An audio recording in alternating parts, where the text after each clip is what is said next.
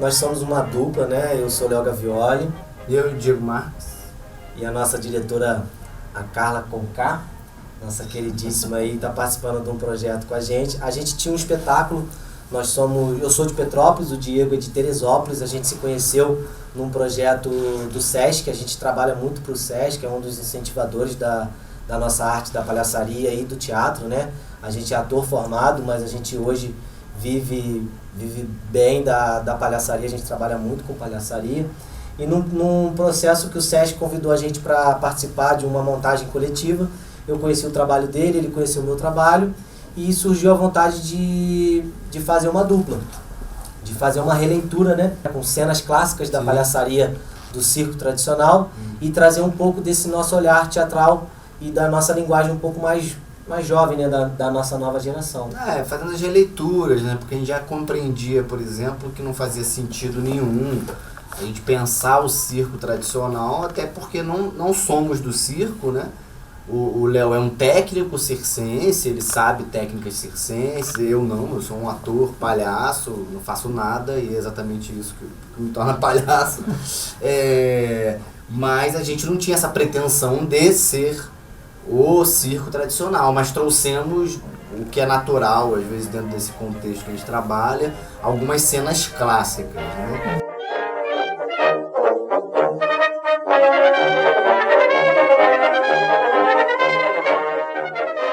Aí que eu entro na história desses meninos, que eu recebo um telefonema perguntando se eu aceitaria trabalhar com dois rapazes, dois homens, dentro dessa estrutura clássica, né? E eu na hora topei, porque eu achei incrível. Para mim, se é uma grande oportunidade, e eu acho que para eles também era, né? Assim, imaginei que também seria uma grande oportunidade de estar trabalhando. E aí não sabia assim, como fazer, porque realmente é a primeira vez, eu tenho 30 anos de palhaça, meu grupo, né, fundou o primeiro grupo de mulheres palhaças do Brasil. Mulher não podia ser palhaça, então tinha toda uma tradição de só homens na palhaçaria, e a gente foi criando a nossa história, né? Os homens, eles olham para trás, eles têm muita história, eles têm muitos palhaços para se inspirarem, para imitarem, enfim, né? A gente não, a gente olhava para trás e não tinha nada. Então a gente foi criando essa nossa história, e isso foi muito bom também, porque isso nos deu a liberdade de ser quem somos hoje, né? O movimento de palhaçaria feita por mulheres no Brasil. Então a gente foi tendo essa liberdade. Então a gente é muito livre para criar as nossas dramaturgias. Se a gente for pensar na diferença da dramaturgia masculina para a feminina, né, para a de mulheres, é essa. Nós, mulheres, a gente faz uma dramaturgia muito autobiográfica, muitas vezes, autoral, parte muito da gente, as histórias que a gente quer contar.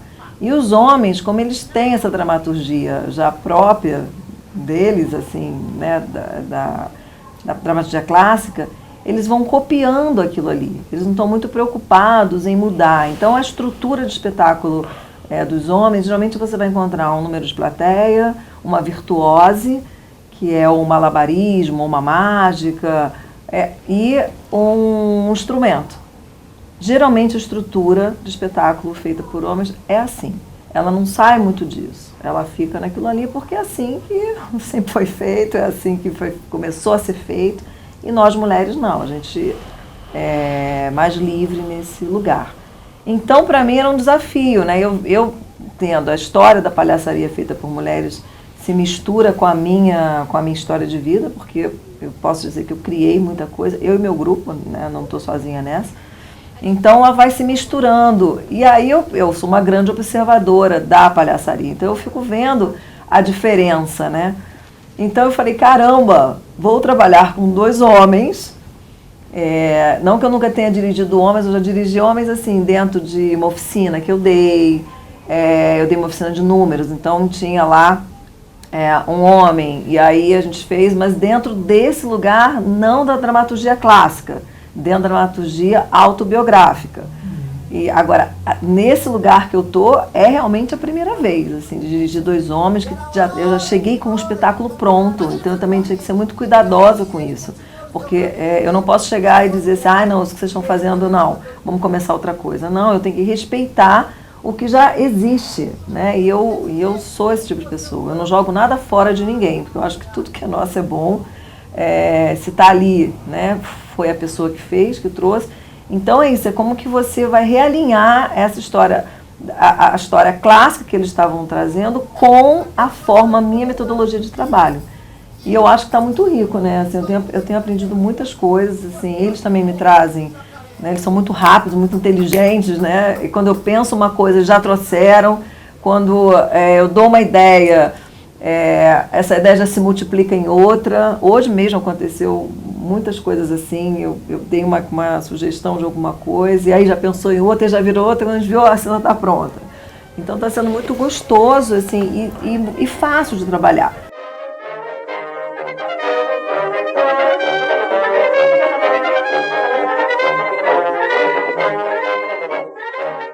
Eu tava pensando já enquanto a Carla tava falando, né, que eu acho que eu e o Léo, nos últimos, até 2 anos já, né, que a gente montou esse espetáculo. Foi antes da pandemia, né, 2019. Mas desde então, a gente tinha um incômodo. Nós dois juntos tínhamos um incômodo sobre o resultado do que tinha. A gente sabia que não estava pronto, a gente sabia que alguma coisa faltava em algum lugar, e a gente sempre falava dramaturgia. A gente precisa amarrar essa história.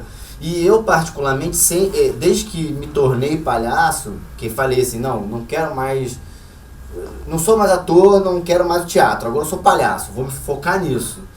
Eu venho sentindo cada vez mais falta de algo que eu não sabia nomear. No encontro com a Carla, eu percebo que é tudo aquilo que eu abandonei do teatro como palhaço, é exatamente o que eu preciso para a palhaçaria, que é quem sou eu, né? É claro que eu estou falando do funil, mas o funil sou eu, né? Qual é a diferença que faz o nosso encontro de um cara que vem de uma história periférica, né? E de um cara que nasceu aqui em Petrópolis, assim, que teve uma vida difícil, mas está no mundo, né? Com os privilégios de ser um homem branco, enfim, né? Bonitão, e o cara esquisitão. Então, como é que funciona isso? Isso não vai reverberar a nossa relação? Isso não vai? Como é que isso não aparece, né? Que lugar que o funil ocupa nesse espetáculo? Porque quando eu tô no meu espetáculo, eu sou a Anitta. Sou a dona do circo, né? É isso, é a minha parada. Mas aqui não, aqui eu tenho uma pessoa para lidar. Né? E essas relações, eu acho que o mais difícil é porque a gente toca na humanidade, né? E tocar na humanidade faz a gente voltar para casa com o processo. Quando você é o palhaço que vai lá fazer o número clássico, que você olha e repete, você não precisa voltar para casa com o processo, você precisa só lembrar do que você faz na hora certa, na hora exata. Aqui eu preciso lembrar que alguma coisa eu senti no meio do processo que eu não quero perder. Né? Quando eu falo da minha avó, por exemplo, o que eu acessei é muito pessoal, né? Muito humano. Né? Eu acho que essa é a beleza da palhaçaria, porque eu posso acessar algo humano que é meu e não ter vergonha de que é meu. Eu não preciso nomear que é do Hamlet, né? Eu não preciso nomear que é da Ofélia. Eu posso nomear que é meu. A palhaçaria, ela parte desse princípio, né? A gente se revelar pro outro. E antes de conhecer o trabalho da Carla, antes de passar pela sensibilidade do olhar dela, eu sempre senti esse contraponto entre o meu palhaço livre e criança e desconstruído desse Léo exigente, perfeccionista, né, líder e ao tempo todo em busca de uma excelência, que isso também se reverbera um pouco nas minhas questões do interesse na área da habilidade circense, que aí é monociclo, perna de pau, malabares, equilibrismo, parada de mão, e mastro chinês e por aí vai, né? E eu me libertava dessa exigência na brincadeira do Mortandela. E quando a gente vem para um lugar, e eu exploro muito isso nas minhas brincadeiras, na minha encenação em dupla, esse lado mais augusto, né? Esse lado mais desprovido da liderança e tudo mais. E agora, experimentando um pouco mais o lado do líder e o lado do exigente em cena, eu descubro uma potência muito, muito diferente. É um riso diferente, é uma energia diferente cenicamente e uma potência muito grande de um riso que eu não estava explorando há pouco tempo, que estou tendo essa oportunidade, né? E aí a gente entra num conflito também, né? Pô, mas eu sou tão chato sendo isso no meu dia a dia, eu vou trazer isso pra cena também? Será que eu não tô me privando de ser um pouco livre disso também em cena? Será que isso vai ser prazeroso pra mim? E aí esse processo todo desse turbilhão, né? Processo de construção criativa e teatro, ele mexe muito comigo, né? E se tratando de palhaçaria, ele mexe triplamente, né? Uma coisa que também a gente tá passando por um processo de desconstrução são as estruturas sociais que estão refletidas muito fortemente na palhaçaria clássica, principalmente. Eu e Funil, a gente sempre teve um olhar um pouco mais sensível por isso, porque além da gente buscar essa reflexão com as pessoas que a gente tem contato profissionalmente e nós somos professores também, né? Nós passamos por esse tipo de reflexão de estruturas sociais diariamente. O Funil acabou de falar também, ele já teve isso na pele, né? Literalmente na pele, já desde quando é criança. Eu não passei por isso, eu passei a entender isso depois que eu fui cursar pedagogia, né? E a gente já tinha uma inclinação para esse olhar mais cuidadoso e mais sensível, né? Como que eu, branco, homem, hétero, me sensibilizo com uma simples estrutura que faz rir, que naturaliza um preconceito, que naturaliza uma violência contra uma mulher, contra um negro, contra vários tipos de violências que são replicadas no circo tradicional, e como que eu consigo ainda causar o riso e depois eu levo isso para a reflexão da pessoa, para a vida, e como eu quebro, como eu rompo com aquele paradigma, né? Eu acho que esse é o grande desafio.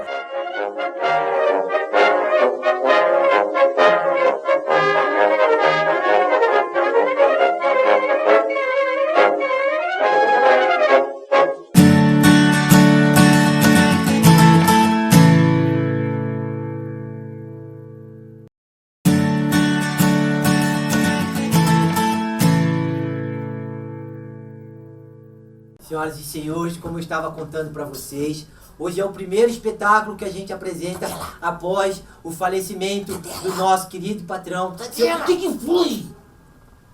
Conta pra mim como ele morreu. Não, Funil, não vou contar, porque essa história é dramática, eu fico mal, fico triste só de lembrar como ele morreu. Mas todo mundo querendo saber, Mortadela. Não vou contar, não quero saber, não vou contar, não gosto de lembrar essas coisas. Deixa ele quieto lá, não gosto de mexer com ele. Mortadela, mas o povo quer saber. Tá todo mundo ansioso que nem eu. Não. Você vai criar um problema com esse povo que vai ficar todo mundo nervoso. É isso, é você rir com o outro, não do outro.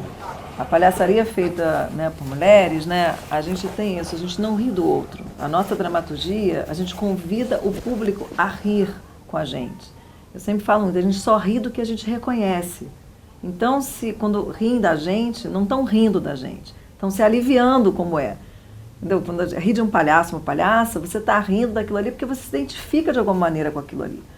Então, a dramaturgia clássica, ela ri do outro. Ela faz de ridículo o outro. Ela vai rir da pessoa com deficiência, ela vai rir da pessoa trans, do gay. Então a gente tem várias esquetes da palhaçaria clássica que vêm com esse lugar, que vêm com esse contexto. E as mulheres não se identificavam, porque muitas vezes a gente era o objeto do riso. Muitas vezes. Tem algumas esquetes clássicas que realmente riem da mulher, fazem coisas muito ruins. Né? Então a gente não se identificava, a gente não pode fazer isso. Eu estou fazendo isso contra mim mesma.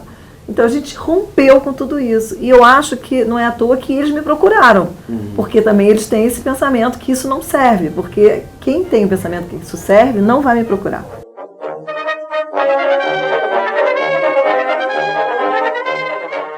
Quem vai me dar isso são os palhaços. Quem vai me dar isso é o Mortadela e o Funil. Eles é que vão trazer esse lugar da humildade, entendeu? Da humildade no sentido de baixar a bola, sabe? Tirar um pouco esse ego, assim, sabe?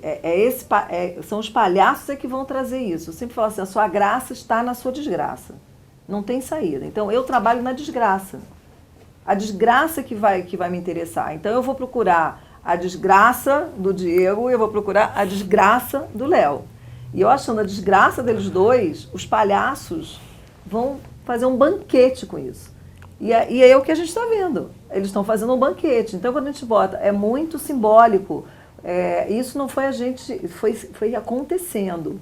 Colocar o Léo começando o espetáculo, arrumando o cenário, né? Esse homem que é daqui, que é da terra, né? Que é um homem branco, né? Cis, tá aqui, né? Nesse lugar, e botar o funil chegando atrasado, que vem da periferia, que vem de ônibus. Isso foram eles que deram. Eu só fiz um trabalho antes de mexer nessa tragédia pessoal, né? E eles é que vieram. Automaticamente, a coisa acontece. Eu não sei te explicar. Em toda a minha direção acontece isso. As coisas acontecem. Daqui a pouco a gente está vendo ele falando, eu vou então chegar daqui, não sei o que, né? Daqui a pouco ele está falando um texto que tem a ver com ele, daqui a pouco o Léo está aqui perguntando a hora, ele está em... E os dois se encontram nesse momento. O Léo está falando de ser líder, né?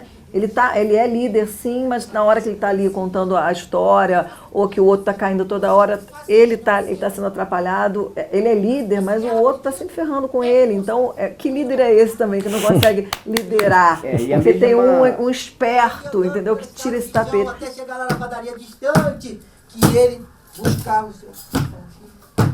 E todo dia ele voltava pelo mesmo caminho da estrada de chão. E aí, o Zé Caveiro já funiu. Pra mim, é a beleza da generosidade que é construída na dupla, né? Porque eu sei que pro Léo não é um espaço confortável ainda, vai se tornar, é um espaço de aprendizado, se colocar nesse lugar, assumir algo da vida dele pro riso, e que eu acredito particularmente que é o melhor caminho, assim, acho que é onde a gente vai ganhar potência, onde a gente se reconhece como beleza, né? O nosso erro, o que incomoda a gente passa a ser bonito. E é uma generosidade tremenda, né? Porque é muito fácil ser o bobo, né? Ser aquele que chama atenção, mas mais difícil é aquele que se mantém generoso no jogo, mesmo estando num lugar duro, onde vai brigar comigo, onde vai falar, não, vem. Claro que a gente está se divertindo o tempo todo. Mas é que eu estava pensando sobre até a sua pergunta, sobre o que é tradição. O que é a tradição? Eu venho de um processo de trabalho durante alguns anos com algumas comunidades jongueiras no Sudeste. Fui parte de um grupo de jongo em Niterói durante muitos anos e fiquei me perguntando o que é a tradição, né? Os meus velhos e velhas jongueiros, meus mestres e mestras, eles tinham uma referência nos ancestrais em quem veio antes, mas eles sabiam que eles estavam fazendo o jongo naquele momento. E nós estamos fazendo a palhaçaria nesse momento. A tradição somos nós, porque a gente não sabe o que aconteceu há 100 anos atrás, né? Então, o que é a tradição? Somos nós. E quem é que vai mudar o panorama, né? Onde a gente vai fazer uma cena clássica que vai colocar a mulher num lugar de submissão? Nós. Se a gente não fizer, não vai acontecer, né? Não apaga a importância do passado. O passado ele vem para ensinar coisas. Mas hoje nós que estamos construindo tradição somos responsáveis por transformar o passado em algo atual. E é lindo quando o Léo lembra que somos professores, porque esse é o lugar para mim que me alimenta em perceber que o mundo se move, né? O mundo ele não para, ele sai do lugar. Ontem mesmo estava lendo um texto de teatro com as crianças, e aí eram personagens, água, gnomo, gênio e monstro. E aí as meninas falaram, mas não tem uma monstra, não tem a gnoma, não tem a gênia. Aí eu falei, putz, é verdade. E o João Grilo ainda. E aí eu falei, beleza, então é João Grilo ou Joana Grilo. Beleza, vocês querem, se vocês estão discutindo que não tem espaço para as mulheres, para as meninas, bora, vamos transformar o texto. Qual a idade? 6, 7 anos, 8 anos. Maravilha, né? Isso é muito bom, né? Nossa. Quem sou eu para dizer para essa criança, não, vamos manter assim, a escritora escreveu assim, né? Sou professor, o que eu vou fazer? Vou amplificar para eles o mundo. Beleza, se vocês estão me apontando algo que eu não percebi, massa. Gnoma, Gênia, Joana Grilo. Esse passado, ele é até importante justamente para trazer essa transformação, né? Exato. Claro, e essa coisa da tradição que você falou é bem interessante, porque assim, se lá atrás, né, se tem um texto em que se sai correndo atrás de uma mulher com um pedaço de pau, e isso fazia riso, não dá pra gente fazer isso hoje em dia, não, nem lá atrás daria, né? Mas hoje em dia menos ainda, porque esse país está matando, a cada 5 minutos morre uma mulher, então não dá mais para ter essas coisas que não dá mais para fazer, né? Enfim. Funil. Aquela a parte arma. da arma, foi Cara, legal. é muito doido, porque assim, quando a gente fazia isso antes, existia essa coisa da arma. E eu falava não. Só que eu não falava não conscientemente. E por que me incomoda uma arma? Porque eu nunca gostei. Porque eu me mudei de casa porque eu soube que meus vizinhos todos tinham arma. Porque a arma sempre foi muito representativa na minha vida de periferia. Como se ela estivesse sempre apontando pra mim, o que sempre esteve. Né? Casos de eu sair, estar dentro de um carro, um Uber, e tem 3 fuzis apontados pra mim.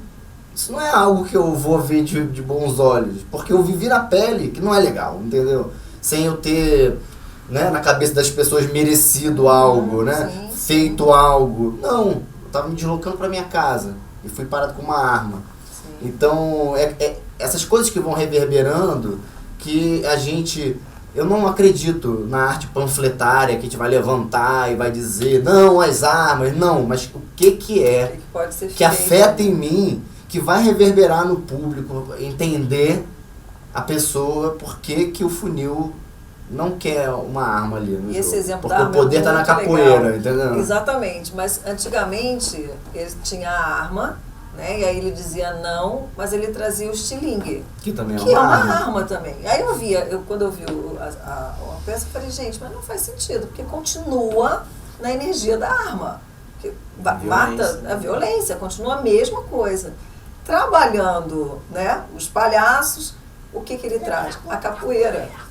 Então você vai matar como? Vai morrer na capoeira. Mas ele só chegou na capoeira porque ele acessou o eu dele, entende? Então, o trabalho é esse, você acessa as coisas e aí você traz aquilo que te representa. E fica muito mais legal, porque você vê, da capoeira que ele trouxe, já tem o jogo com o Léo, que vira pra lá e vira pra cá, e já é maravilhoso, a gente já morre de rir, já é engraçado. Quer dizer, é o tempo inteiro colaborando com o outro dentro da sua experiência de vida, dentro do seu jogo de vida, né?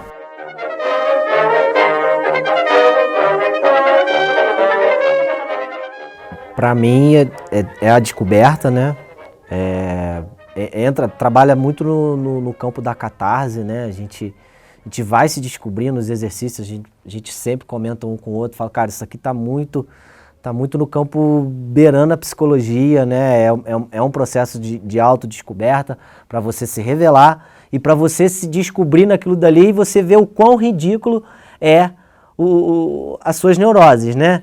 E aí a gente foi, durante o processo, o Zé Caveira, né, o senhor José Honório, que era o dono do circo, o Circo Bragança, que ele fundou, a família dele trouxe, né, o circo tradicional, a gente estava falando do circo tradicional, né, trouxe o circo tradicional, toda essa herança, toda essa tradição, né, que a galera, né, não, o circo tradicional, fala o circo tradicional, falta levantar a bandeirinha assim, com todo respeito, e eu trago, a gente traz o Zé Caveira, né, com esse olhar, depois a gente foi descobrindo que ele é um fantasma, é o patrão, é o mandão, era o opressor que a gente tinha no circo e ele tratava a gente muito mal. E a gente trazendo essa figura, ele faleceu, a gente tem que dar continuidade ao espetáculo e a gente não consegue porque nós somos dois atrapalhados que não são ele, né? E não tem nada de tradicional. E aí a gente começa a fazer as coisas erradas e ele volta para assombrar a gente. E depois no processo, a gente foi descobrindo que essa assombração é os nossos medos, as nossas neuroses, né? Então, de que forma a gente trabalha isso cenicamente, de que forma a gente trabalha isso na vida e de que forma a gente vai transcendendo a esses Zé Caveiras que tanto assombram a gente e a gente aprende a lidar com isso, né? Eu acho que a palhaçaria, graças a Deus, tem uma grande diferença com o teatro, né? A gente não tá com uma mão dura que diz pra gente pra onde a gente vai e como a gente deve pensar, né? Ela não tá criando personagem, né? sugere, provoca, a gente aceita ou não. Eu acho que o que a Carla contribui na nossa experiência não só para nossa dupla, mas para o individual. Eu acho que o espetáculo do Mortandela, né, do Léo, sozinho, vai ser outra coisa. Como eu apresentei há pouco tempo o meu, foi outra coisa. Meus pensamentos, meus sentimentos foram para outro lugar. Tá muito mais significado nas coisas que eu faço. E eu acho que daqui para frente, no nosso encontro, provavelmente a gente não vai se permitir ir para a forma, né? Só fazer as coisas por fazer. Provavelmente a gente vai começar a pensar, mesmo sem auxílio de ninguém, muito para além do cair, se encontrar, se esbarrar, dar uma cambalhota, né? Eu acho que é aprofundar os temas. Porque se há uma possibilidade de transformação do mundo, e aí para mim é o meu pensamento, é nessa poética, onde a verdade de cada um aparece de uma forma engraçada, hilária, cômica, e isso vai bater em alguém e vai pensar assim, nossa, caramba, aquele palhaço veio lá 5 horas de ônibus, eu também, todo dia pego, ele tá rindo, mas eu não tô rindo. Mas como é que isso reverbera? De um palhaço que entra falando que pegou 5 horas de ônibus para chegar num lugar, né? Eu não tô panfletando dizendo, é certo ou errado, né? Eu só tô dizendo da minha vivência. E como é essa minha vivência, como a vivência do Léo, desse perfeccionista que quer acertar tudo, mas ao mesmo tempo erra e se aceita errando, como essas experiências que aparecem pro público reverberam de positivo para as pessoas, né? Não sem controle, né? Porque eu acho muito bacana do Léo, assim, porque eu ri muito com ele, com as caras que ele faz. É isso, porque você vê o tempo todo uma pessoa querendo controlar as coisas e a gente não controla nada nessa vida, gente. Nada. Né? Você acorda de manhã, você não tem a menor ideia de como vai ser o seu dia. Não se controla nada. Nada. Né? Você pode morrer durante o dia. Então, o que eu acho mais legal, assim, que eu vejo nele, é esse aqui o tempo inteiro. O funil mostrando para ele. Sempre. E o funil tá o tempo todo mostrando para ele. Né? Olha só, não é assim, relaxa. Você não vai controlar, né? Ele o tempo inteiro, a interferência do funil, na analogia, é isso, a gente tem um funil na nossa vida, né? Então se a gente, todo mundo tem um funil na vida, que fica ali no nosso pé, solta, me deixa, eu tenho que acordar cedo pra fazer isso, dá tudo errado. Né? Todo mundo tem. Quem é o seu funil na vida, né? Todos os dias o nosso funil muda, né? Enfim, então é muito legal ver o Léo quando tá lá, né? Falando, o que é? Sabe? Tá o tempo inteiro tirando ele do controle, né? E eu acho lindo isso, linda essa relação. O controle tá no futuro, né? E muito legal. A surpresa tá no presente, então eu também acho que tem essa analogia, né? E ao mesmo tempo, ele gosta de fazer, então assim, quando ele fica, não vou contar, e aí ele vai brincar de capoeira. Exatamente, ele quer fazer. Entra na entendeu? brincadeira. Ele tem isso dele, Claro. né? Porque se ele não tivesse isso nele, o funil não conseguiria penetrar, né? O funil só consegue entrar porque ele também tem um lado, o lado dele de quero me divertir. E é muito legal ver homens fazendo isso, sabe, gente? Assim, porque eu acho que para vocês também a vida essa vida de provedor. Eu sempre falo assim, o machismo, ele é horrível, ele é péssimo para a mulher, mas ele também é muito ruim para os homens. Porque coloca esse lugar do homem não pode errar. Nós também não podemos, tá? Mas só que num outro lugar. Né? A gente não pode errar enquanto donzela, né? Enquanto virgem, enquanto dona de casa, enquanto mãe. E o homem não pode errar enquanto dinheiro. Né? Porque assim, o homem ele vale o que ele tem no bolso. Se ele tem R$10 no bolso, ele vai valer R$10. Se ele tem uma Ferrari na garagem, ele vai valer uma Ferrari. Eu acho que isso deve ser um horror para vocês, dentro desse mundo, né, do provedor. E eu acho que seria ótimo palhaços falando sobre isso. Entendeu? Então, quando eu vejo 2 palhaços ali nus, né, o palhaço está nu, sabe? Eu vejo a gente podendo rir, chorar, me emocionar com o Funil quando ele fala da avó, entendeu? Me emocionar com o Léo quando as coisas não dão certo e eu vejo aquela pessoa ali querendo controlar tudo e não conseguindo. Eu acho lindo, porque isso é ser humano. Cada um tem a sua qualidade. A gente vai dar a mão, é no defeito.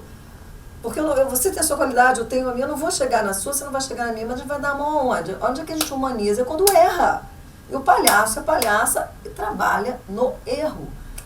Então, assim, é lá que a gente vai humanizar. Então, é muito lindo ver esses homens também nesse lugar de fragilidade e vulnerabilidade, né? É muito libertador você aceitar os seus erros. Te dá uma leveza de vida muito grande.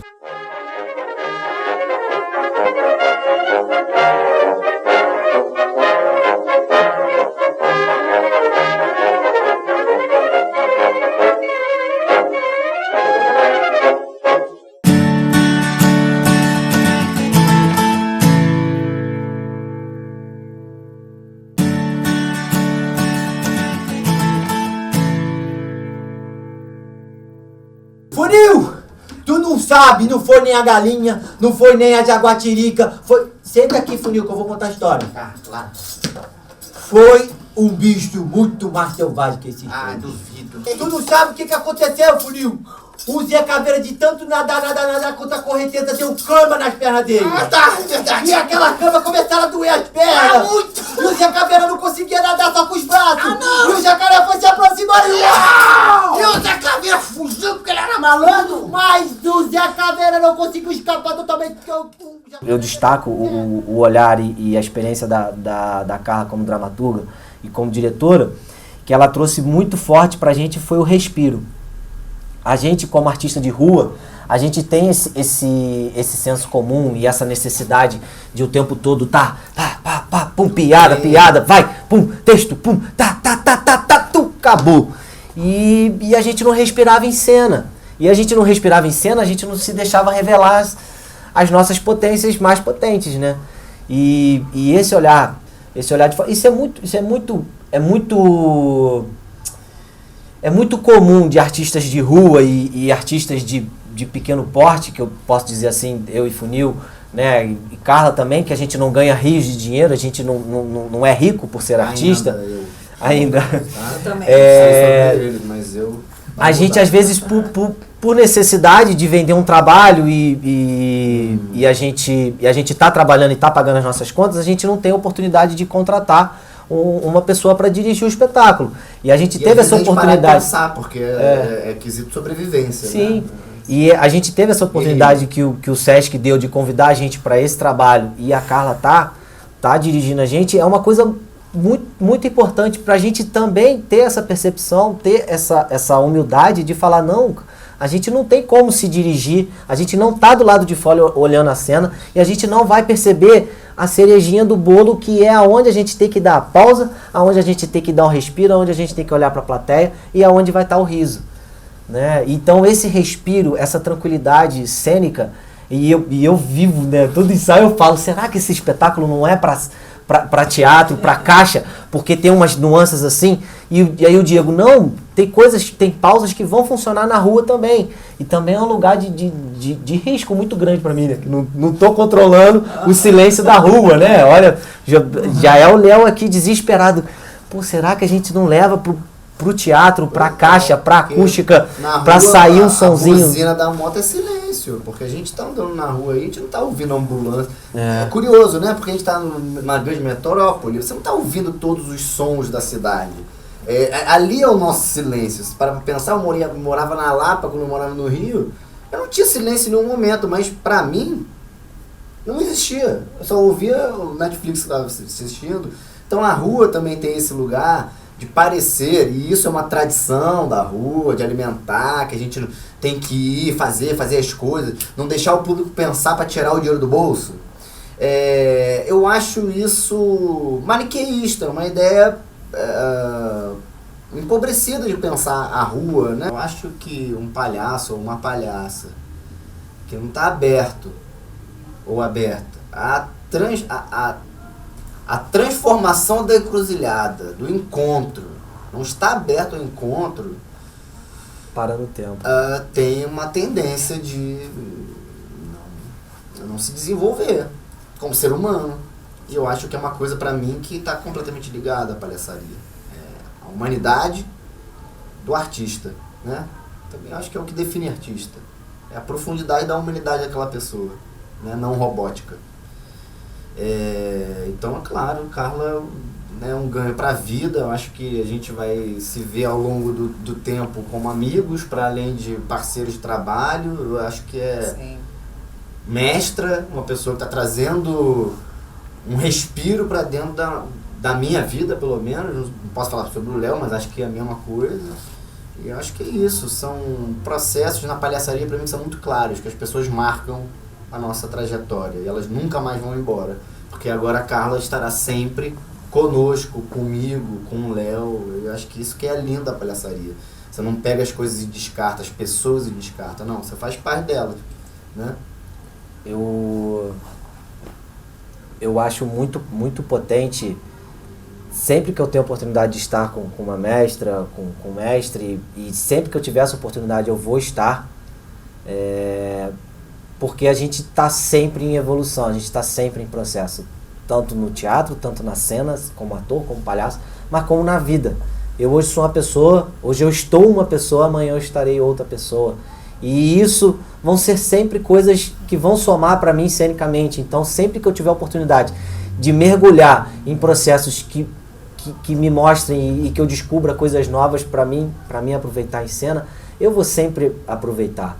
E sempre que eu posso estar com outra pessoa que tem outro olhar, que vai me fazer enxergar outras coisas que eu não enxergo no meu dia a dia, que eu não enxergo por causa da minha estrutura social e da minha história, eu vou aproveitar essa oportunidade para me poder estar mudando sempre para melhor, eu espero, quem eu sou, né? Vocês verão agora o número de magia, mistério, Atrás do cenário, atrás da cadeira. ilusionismo. Fala pra mim, tô confuso. É 1, é 2, é 3 e...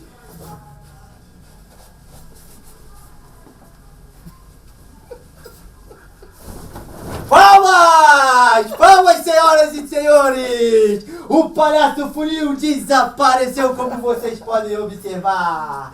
Temos aqui uma cadeira vazia. Aonde será que o Palhaço Funil foi aparecer? Aqui atrás. Não era pra aparecer ainda não, rapaz. Meu roteiro.